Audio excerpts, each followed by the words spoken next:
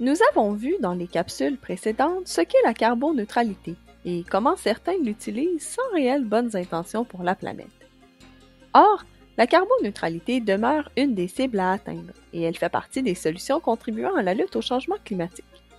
Cependant, mieux vaut la voir comme un bon début. Une des limites du concept de la carboneutralité est qu'elle ne prend en compte que les GES.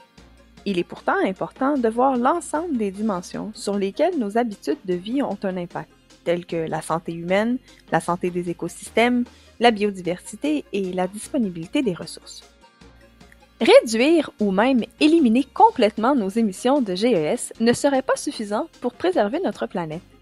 Il faut prendre soin de la nature qui nous entoure et reconnaître notre dépendance à l'environnement qui nous accueille. C'est ce qu'on appelle l'écodépendance. Il faut aussi prendre soin de nos relations avec les autres êtres vivants, humains ou non. Nous avons vu dans la capsule précédente qu'il nous faudra diminuer de manière radicale notre consommation de ressources et d'énergie et réduire drastiquement notre production de déchets. On devra aussi agir de manière beaucoup plus judicieuse à l'égard des ressources de la planète pour éviter les pires catastrophes. Mais comment faire comme individu si des personnes et des entreprises mal intentionnées continuent de nous vendre des produits apparemment écologiques et qui ne le sont pas vraiment?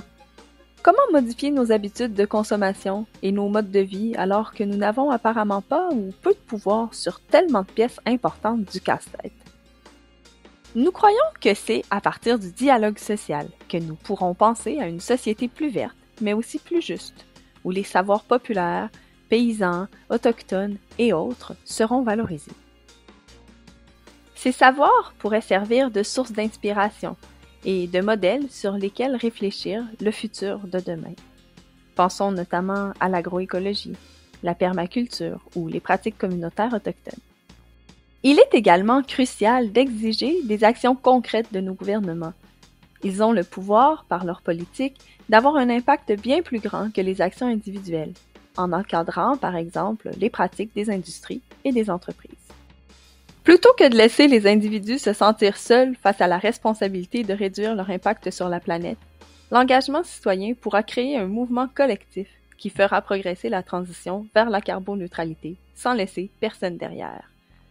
Alors rejoignez le mouvement et suivez-nous pour plus de capsules!